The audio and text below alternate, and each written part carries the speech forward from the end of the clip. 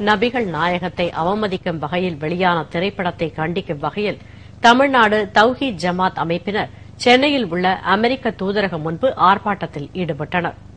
அவர்களை போலீசார் தடியடி நடத்தி விரட்டி அடித்ததால் பரபரப்பு ஏற்பட்டது. அமெரிக்காவில் வெளியாகியுள்ள இன்னசென்ஸ் ஆஃப் முஸ்லிம்ஸ் திரைப்படம் நபிகள் நாயகத்தை இழிவுபடுத்துவதாக உள்ளது என்று கூறி உலகின் பல்வேறு நாடுகளிலும் அமெரிக்க அரசுக்கு எதிராக ஆர்ப்பாட்டங்கள் நடைபெற்று வருகின்றன. சென்னையில் அமெரிக்க தூதரகம் அமைந்துள்ள அண்ணா சாலை 1000 விளக்கு மசூதி அருகே தமிழ்நாடு தவ்ஹீத் ஜமாத் அமைப்பினர் இன்று ஆர்ப்பாட்டம் செய்தனர். குழந்தைகள், பெண்கள் உள்ளிட்ட ஏராளமானோர் இதில் கலந்து கொண்டனர்.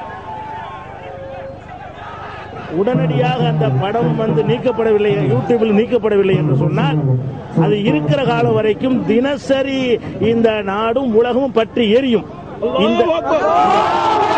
இந்த படத்தை எடுத்தவர்களும் அதற்கு சாதகமாக இருந்தவர்களும் எங்கே காணப்படுவார்கள் அங்கெல்லாம் எங்களுடைய மக்கள் உணர்ச்சி வசப்பட்டு தாங்களே சட்டத்தை கையில் எடுக்கக்கூடிய நிலைமை நிச்சயமாக உருவாகும் என்று எச்சரித்துக் கொள்கிறோம்.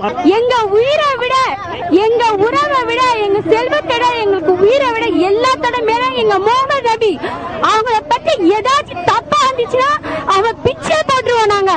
அதனால என்ன ஆனாலும் சரி எங்க குழந்தைங்க உயிர் தான் பண்ணியாச்சும் அந்த இதை நாங்க என்ன பண்ணுவோம்னு எங்களுக்கே தெரியாது. எங்க ரசூலை பத்தி யாராச்சும் எதை பத்தியாச்சும் வந்துச்சுன்னா அவ்வளவுதான்.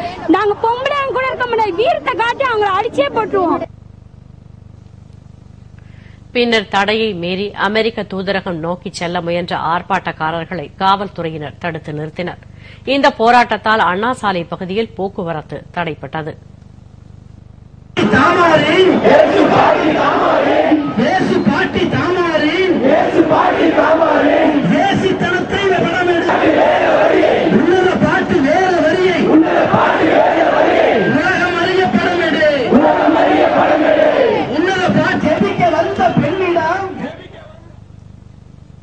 இதனிடையே நேற்று நடைபெற்ற ஆர்ப்பாட்டத்தின் போது அமெரிக்க தூதரகத்தின் மீது தாக்குதல் நடத்தியதாக கைது செய்யப்பட்டவர்கள் இன்று சென்னை சைதாப்பேட்டை நீதிமன்றத்தில் ஆஜர்படுத்தப்பட்டனர். அப்போது கைது நடவடிக்கைக்கு எதிர்ப்பு தெரிவித்து சம்பந்தப்பட்ட அமைப்பினர் முற்றுகை போராட்டத்தில் ஈடுபட்டதால் சைதாப்பேட்டை பகுதியிலும் பரபரப்பு நிலவியது.